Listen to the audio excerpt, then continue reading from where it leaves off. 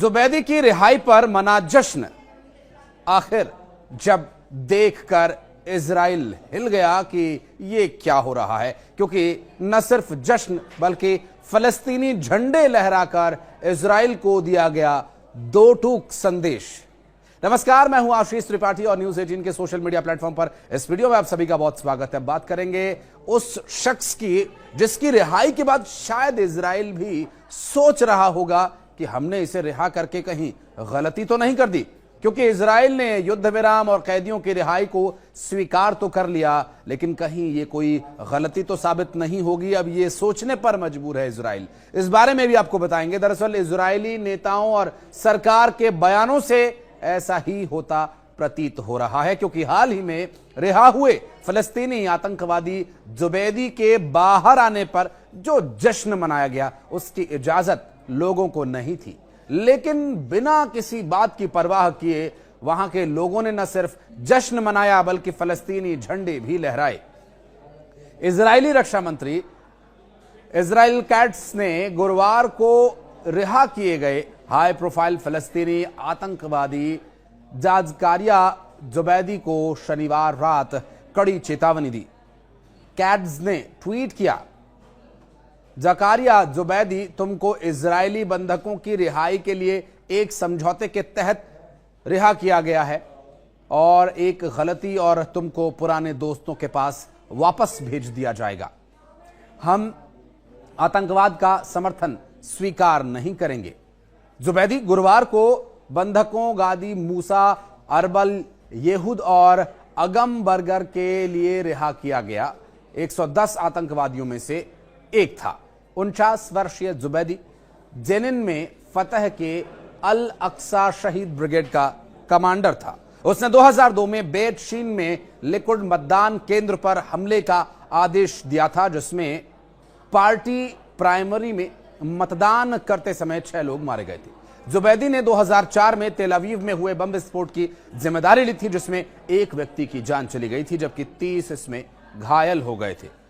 और उसने इजराइल की बसों पर कई बार गोलीबारी कर हमले किए हैं और ये प्रयास कहीं नाकामयाब तो कहीं कामयाब हुए हैं। जुबैदी उन 6 कैदियों में से एक था जो 2021 में गिल्बोआ के जेल से कुछ समय के लिए भाग निकले थे। गिल्बोआ की जेल से, माफ कीजिएगा, ये गिल्बोआ की जेल जो कि इजराइल के लिए एक बड़ी मजबूत किले के रूप में मानी जाती है, फिर उसे वहां दोबारा पकड़ा गया। और जुबैदी को फलस्तीनियों के बीच विशेष रूप से लोकप्रिय इसलिए माना जाता है क्योंकि वो दूसरे इंतिफादा के दौरान कई इजरायली हत्याओं का जिम्मेदार है और इन प्रयासों से बचने में वो सफल रहा था। 2011 के गिलाद शालिट एक्सचेंज में रिहा किए गए 1027 आतंकवादियों में से कई आतंकवादी फिर से आतंकवादी बन गए, जिनमें याह्या सिनवार भी शामिल है, जो 7 अक्टूबर के हमलों का मास्टरमाइंड बताया जा रहा है। दरअसल यहां इजराइल सुरक्षा एजेंसी शिन बेट के प्रमुख रोनेन बार ने कथित तौर पर जनवरी में सरकारी मंत्रियों से कहा था कि शातिट के लिए रिहा किए गए 82% कैदी फिर से आतंकवादी बन गए। युद्ध विराम के पहले चरण में इजराइल में कैद सैकड़ों फलस्तीनी आतंकवादियों के बदले 6 सप्ताह में कुल 3133 इजरायली बंधकों को रिहा किया जाना है और सटीक संख्या इस बात पर भी निर्भर करेगी कि कितने जीवित हैं।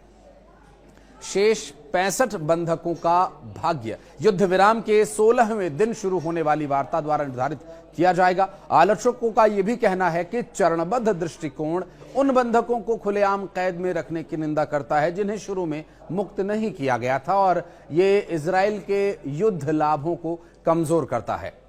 7 अक्टूबर को गाजा सीमा के पास इजरायली समुदायों पर हमास के हमलों में कम से कम 1200 लोग मारे गए थे और 252 इजरायली और विदेशी बंधक बनाए गए।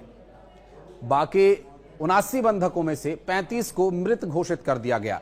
गुरुवार को हमास ने 8 ढाई और 3 इजरायली सहित 8 कैदियों को रिहा किया था। गुरुवार को किए गए 80 साल के गादी मोजेस इजरायली नागरिक को रिहा किया गया और हमास के कैद के काले 15 महीनों के दुख की, पीड़ा की कहानी उन्होंने सुनाई। उन्होंने बताया कि हमास के कैद में 15 महीने वो कैसे बिताकर आए, हमास ने किस प्रकार की छूट दी थी, या फिर उन कैदियों के लिए क्या परेशानियां थी, क्या सुविधाएं थी, कैसा व्यवहार उनसे किया जाता था, कैदियों को कैसे रखा जाता था। और हमास की कैद से गुरुवार को रिहा होने वाले 80 वर्षीय गादी मोजेज ने 15 महीने के काले दिनों को याद किया। अपने परिवार से बात करते हुए उन्होंने ये बताया कि कैद में उनको कैसे रखा गया था। पूरी कैद के दौरान उन्हें अकेला रखा गया था, किसी से मिलने की इजाजत नहीं थी, बात करने की इजाजत नहीं थी। रिहाई से कुछ दिन पहले ही उनकी मुलाकात एक दूसरे इजरायली बंधक से हुई। एक रिपोर्ट के मुताबिक लगभग 70 दिनों तक मोजेस को पूरी तरह से काल कोठरी में रखा गया था। 2 स्क्वायर मीटर के उस काल कोठरी को आप महसूस कीजिए कि 2 मीटर की जगह है, उसी में रहना है, अंधेरा है, किसी की आवाज नहीं सुन सकते, किसी से बात नहीं कर सकते, और लगभग 15 महीने की यह कैद कितनी भयावह रही होगी। और इतना ही नहीं, युद्ध के दौरान उन्हें एक स्थान से दूसरे स्थान पर ट्रांसफर भी किया जाता था। अब यह ट्रांसफर प्रक्रिया के दौरान तो उनको सुखद लगता था कि चलिए नई जगह ले जाया जा रहा है, कुछ देर के लिए सही रोशनी देखने को मिलेगी, लेकिन उस जगह जाकर और ज्यादा बुरे हालात उनके साथ हो जाते थे। हमास बंधक भूमिगत सुरंगों में नहीं ले जाए गए। आपको बता दें कि हमास ने इजराइल पर 7 अक्टूबर 2023 को हमला किया था, और इस हमले में 1200 लोगों की जान चली गई थी। और इस हमले के दरमियान हमास ने 250 इजरायली नागरिकों को बंदी भी बना लिया था, और इसके जवाब में इजराइल ने हमास वाले इलाके गाजा पर हमला किया था। और इस हमले में अब तक 47,000 से ज्यादा लोगों की जान जा चुकी है। लाखों की तादाद में लोग बेघर हो चुके हैं। अब युद्ध विराम चल रहा है, उम्मीद है ये विराम ही रहे। वीडियो के बारे में अगर आप कुछ कहना चाहते हैं तो कमेंट सेक्शन में आपका मोस्ट वेलकम रहेगा। धन्यवाद।